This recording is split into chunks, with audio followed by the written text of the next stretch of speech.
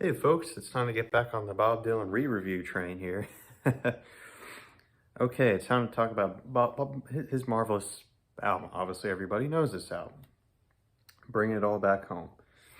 What a fantastic, brilliant album. I mean, this album brings me to tears every time. Let me just say it right now. It's one of my favorite Dylan albums, probably. And once people necrorize the front cover, they know it's, a masterpiece for sure, with the Fish Island, uh, you know, photograph. Of course, this is forgot his name, Alan Grossman's wife. And that's of course Dylan. And he's got a bunch of albums from the Impressions all the way to Rick Von Schmidt, which of course you can tell he is tapping the. He would do that for Nashville Skyline to kind of, for Dylan Nashville Skyline album cover, he would kind of mimic that, And I like the back pictures too, him with him in the press and, with Joan Baez. This album became very successful. You know what I mean? It was, I believe it was, let's see, debut, Freewheeling. This was his 5th studio album. Can you believe that? 5 albums in. This is 1965. It came on March the 22nd. It was recorded only in 3 days. So right there in January of that year. This was produced by Tom Wilson, just Tom Wilson. John Hammond does, however, he's doing some guitar, backing. We got 2 of the members of the Lovin' Spoonful, actually. I think they play on the electric side. We got John Sebastian and we got Steve Boone. Steve Boone is playing the bass, and I think John Sebastian even plays bass on this album, I believe. We got the great Bobby Gregg. He's such a great drummer. Like, he's such a studio musician with that popping snares, those really good snares. We also got Bruce Langhorne, another great studio musician who would also play for the next Dylan album. He does play some guitar bits. And we got Paul Griffin. He plays piano here. So a lot of great people backing out. And of course, Dylan doing all the other bits, like of course the harmonica and all that, etc. So this was the very first album that made people lose their minds because Dylan went electric. This went to number 6 in the United States. It went number 1 in the UK. Went gold in the UK and went platinum. So did pretty well, And most of these songs. Of course, this album, of course, is still on the 500 greatest Rolling Stone albums, and of course, some songs that are on here, like Gates of Eden and all that. Of course, these songs are masterful, like It's All Right, Ma. These songs are absolutely brilliant. I don't know how Dylan can manage to make these songs work, but he did. And without further ado, let's go ahead and get started. This came on March the 22nd of 65. So there you go, and of course, later he would end up shortly, a couple months after, he would come out with his master, another, maybe even topping off Bringing It All Back Home, which of course was Highway 61, which I'm going to redo a re-review too of that as well.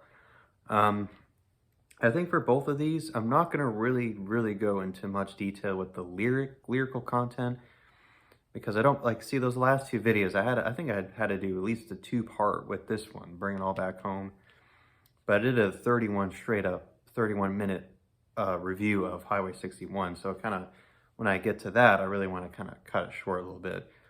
But anyways, these songs are fantastic. Let's get with it here with a great opening track. And who doesn't know or love Subterranean Homesick Blues? What a great opening track. Every single opener, since probably his debut, You're No Good. We had You're No Good. We had Blowing in the Wind. We had Times They're Changing. We had All I Really Want to Do, and of course, Subterranean Homesick Blues. Very 12-bar blues song, This was his very first Billboard hit. It went to number 39 that spring. And who doesn't, I love that opening, almost open string, like the, you know what I mean? Really, really interesting. Then it kind of goes into really cool, like, really, driving it kind of home, style, Oh, okay. Just those opening lyrics too. Johnny's in the basement making up the mess, and I'm on the pavement thinking about the government. The man in the trench coat. Really bizarre. I mean, not can't say bizarre, but I mean, really out there kind of, things that you can just imagine to yourself, like, oh man, because this album definitely deals with a lot of manipulation, getting yourself into, getting out of this labor, if you will, like, oh, I just want to just the escapism of getting out of, being at work or whatever, or, being brainwashed by all these, dealing with political, economic, and everything else. You know what I mean? This could be, in fact, about druggies, because it's about people that are kind of, the undergrounders, kind of, if you will, the beatniks, if you will, describing about the drug. This was sort of the beginning of the whole drug revolution, kind of, if you will. Well, maybe not, but you know what I mean. Kind of the beginning of it. It's pretty much about, you got to get dressed, you got to be blessed, watch your parking meters, he also talks about all these different things, all these different, you got to do these things in order to, be successful in life. It feels like that's what he's trying to get pointed out here, the narrator of the song. And it's just about, maybe perhaps that it's just all kind of just not important to this person, you know what I mean? That just seems to kind of just blah on this whole life of humanity, you know what I mean? So it's basically about, being brainwashed, all these everyday things, all these constant things that keep going on and on and on. But of course, great song. Then we got a great one, second track. A song that leads up to another one, right? Another great one. She Belongs to Me. This is perhaps dealing with maybe manipulation. I don't know. But it's about vowing to this girl. You know what I mean? Being on a pedestal, giving her all these things. You know what I mean? Like he talks about giving a gift to her on her birthday, giving a gift to her on all these special occasions. It's just one of those great, beautiful Dylan songs I really love, you know what I mean? It's got really good, it's got good melodic chords, really, really good, you know what I mean? Really drives it home. And it's just one of those songs that are just so magical. I just love it. And I really love that low register guitar. I think that's played by Bruce, I believe, but very, very great song. She Belongs to Me. Here's another Dylan staple, Maggie's Farm. Sort of like Subterranean Homesick Blues, and it's pretty much about, as you can tell, being able to get out of this whole thing of, here I am stuck in the rain. Here I am stuck doing all these things I have to do here. But, I want to be out there. I want to get out of this. He wants to break through of this whole, being brainwashed of kind of doing his labor. You know what I mean? He wants to be free. He wants to be a free individual. He wants to be liberated. He wants to do his own thing. He's a creative individual. He doesn't want to be, he doesn't want to be stuck in this farm doing all these different tasks and stuff. You know what I mean? There was a Maggie McGee's farm in 1963. Well, a real place called Maggie McGee. He did perform there in 1963. And it's perhaps maybe the whole civil rights thing and all that. But, it's another great one. Very bluesy, very similar to Subterranean. I believe it's in the same note, or believe the same chords, if you will. Then we get another fantastic song, Love Minus Zero. My love speaks like silence. What a great opening line. Oh my God, my love speaks like silence. Like someone out in a window, you know what I mean? He mentions about the window. He mentions about these things. And hey, you know what? Love is limitless. That's what he's saying, right? We got to be together. Love is like being together, That's all that, it feels like that's all what it comes to, is just loving your loved one, right? And it could be maybe perhaps the whole figurative, thing of being manipulated, but who knows. Oh man, then we got two great songs. These are very inspired by Jimmy Reed. He was a African American blues player, back in the 40s and 30s. Really classic one. This one's called Outlaw Blues. He's talking about he feels like Robert Ford, but he feels more like Jesse James. You know what I mean? He kind of wants to be the one being the manipulator, kind of, if you will. He wants to be the one being stabbed in the back. Yeah, I really just love that hard, heavy. It's almost like just driving home, and just a little down, has a little bit of the Memphis. Yeah, and it sounds a little bit like Memphis, the Chuck Berry song. It's got that same chord, combination, if you will. Yeah, it just feels like it just drives it home, and it's just such a really good, great example of how well Dylan can just, kind of make these things and make it work. You know what I mean? Just a hard, heavy song, and I love Outlaw Blues. It's one of my favorite tracks on here. Here's another one, On the Road Again. I really love that. It's almost like ascending, kind of. Well, not ascending, but it's kind of like coming out of nowhere. It's like, whoa, how does he play those chords? Very interesting. Really, very interesting. And it's kind of a little bit more of a medium tempo groove. More than Outlaw Blues, where it's kind of down. It's kind of just kind of going and going and going. This one's a little bit more like, kind of a ebb and flow. It's pretty much about, listen, I hate to say this, but you guys are a bunch of loonies, He's kind of talking about like being, and like, kind of being invited and kind of realizing that they're kind of a bunch of really weirdos, you know what I mean? Like, you kind of got invited to this weird, family that are kind of a little bit delusional, or, you know what I mean? They're kind of a little wacky. He talks about, he talks about the fireplace, and is that you, Santa Claus? I love that one. I love that kind of metaphor. But yeah, it's very, Dylan-esque, but, yeah. Great song. And then we get the last track on side one. This one's my favorite one. This is one of his, kind of his last of the goofy kind of songs. This one's called Bob Dylan's 115th Dream.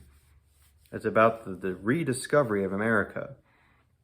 I love the falsy beginning, where he's kind of, getting into the song slowly, but then he kind of screws up a little bit, and Tom Wilson's like, all right, do it again. And you can hear the tape kind of restarting again. I really love he mentions about Christopher Columbus. Here comes Dylan coming back, and then there's Christopher Columbus. He's like, hey, you're gonna have to need it. It's like, hey, good luck. You're gonna have to need it. Where he kind of explains about the things that's happening in that era, if you will. He mentions about all these goofy things. You know what I mean? So it's a really fun song. It's about 6 minutes. So. But yeah, it's one of my songs I don't really skip, but it's always a good one I like listening to. Oh man, we get to the second side. These songs are absolutely just staples, solid songs. Oh my God, Mr. Tambourine Man. Hey, Mr. Tambourine Man, play a song for me. What a great Dylan song. The first time I heard this, I was tearing up. Oh my God. I literally had tears in my eyes. This is a classic Dylan song. I mean, as much as I like the Byrds version, Dylan's version, oh my God, the Byrds does not do it justice at all. They just shorten it, they make it a pop song, and that's that. Dylan, he just makes it like it's a story, It may be about drugs, people commit that, well, it's about drugs. No, it's not. I've heard a lot of people say different things. And I see a few YouTubers explain that it's about inspiration. That's what it pretty much is about. About someone that's kind of nothing, and they're kind of wanting to be inspired by others. And hey, I'm open-minded here. I'm an open book. Inspire me. Give me inspiration. Give me all these things to really make me a musician and stuff. And people may say it's about Dylan or could be about someone else. I don't know.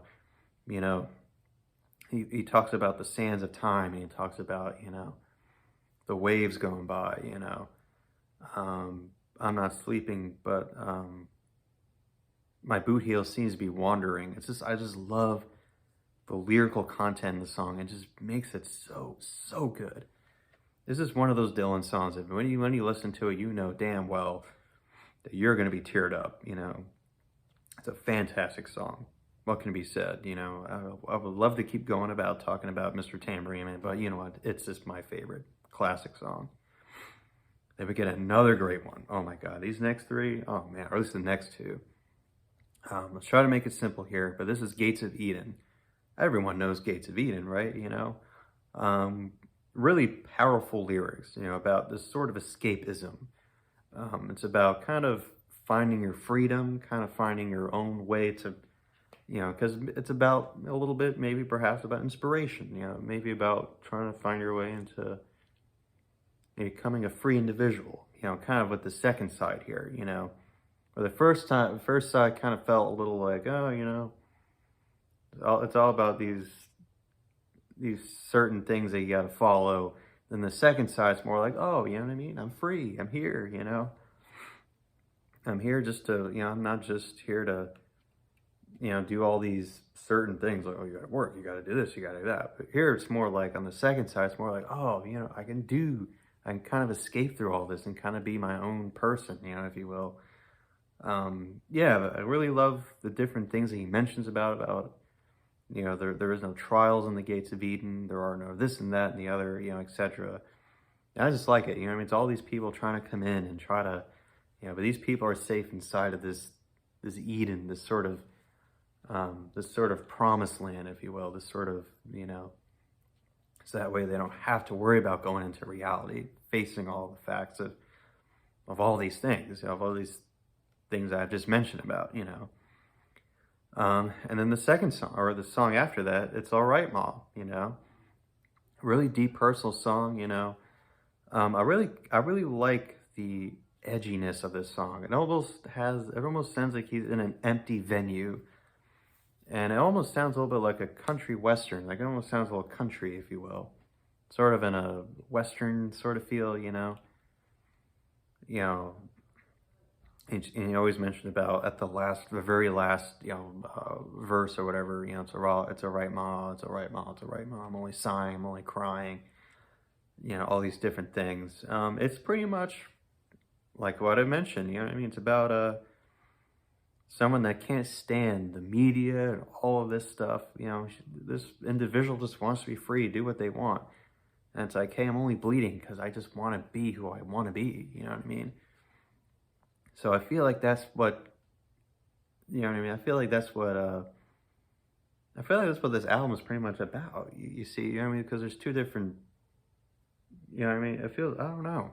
Let me know in the comments below, folks, But anyways, I just love this song. It's All Right, Ma. I just love his attitude, Dylan's, in his fantastic song. Then we get the last song, It's All Right, It's All Over Now, Baby Blue. Originally, this was going to be called Angelina, or Farewell Angelina. Originally, that's how this album was supposed to end with, but he made this song. It's a very gorgeous ending, very nice ending, and he kind of had that similar ending to, on the previous two albums where he talks about, farewell, I'll remain who I am, bid you farewell, not give a damn. So this kind of almost has a little bit of a similar message, kind of like saying, I don't want to do this anymore. I kind of want to be my own person here, I know you people may think I'm kind of like, your leader. I'm like, you people may think that I'm like, like a, I don't know, like a commander or something, or, I'm like this person on this pedestal kind of giving you all these things to be free and all that, but I'm not who I am, so that's what he's trying to say here, I just love Dylan, his approach here in the song, and really great. And that's how it ends. Bring it all back home. It's one of my favorite Dylan albums. Are you kidding me? And of course, Highway 61. That June, he comes out with that album.